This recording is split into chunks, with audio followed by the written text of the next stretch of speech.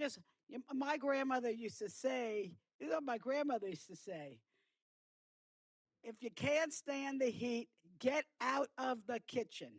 All right. And I just want to say, in all due respect, parliamentary emotions are not going to hide the truth, not going to hide the truth of a very serious debate. Because I would respectfully suggest that the people who are being harmed by a violation of their rights is the millions of LGBTQ plus Americans and their loved ones who are now being subjected to congressionally directed bullying and degradation of human rights. Striking funding for the LGBTQ centers is cruel and wrong. Did you know that those youth report higher rates of intimidation and skipping school to avoid threats from their classmates and has led to serious mental health issues and higher rates of suicide? The projects that Republicans are now looking to fund in this bill are supportive community hubs that lessen the harm for our lesbian and gay community, young people, and the seniors who have suffered from years of harassment, homophobia, and bigotry. And some have spent decades hiding who they are for their own safety and have only recently felt secure enough to be themselves and love who they love in the open. Imagine that, not being able to let people know who you are and how joyous it was. It was joyous in recent years when finally there were huge steps to recognize the rights of our LGBTQ friends.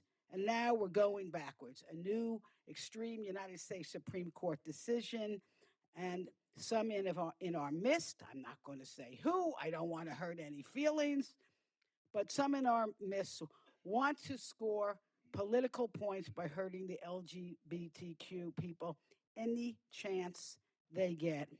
And I want you to know I have a beautiful center in my district called Compass, one of the largest community centers in Florida and all the Southeast United States.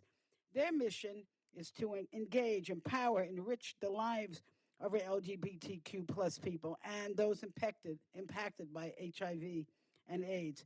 They want to create healthy and inclusive space for youth, young adults, and senior members through programming, education, opportunities for community members to be seen and heard. They have a library, community space, or they offer HIV testing and health services.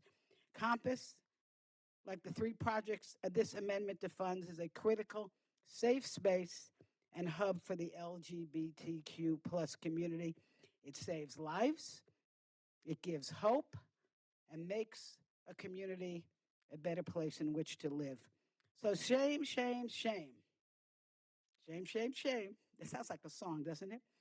That my colleagues who are not Democrats, I'm not saying who they are, but they're not the Democrats, would attempt to rip away funding from these three qualified projects just to appease the most prejudice in our society. You know what Uganda, Iran, and North Korea have in common, among other things? They all make homosexuality illegal. Sometimes imprisoning, sometimes the death penalty. And I say that America is much better than that. And I urge all the good people, there's a lot of good people in here, I urge all the good people to vote against this amendment, and I yield back.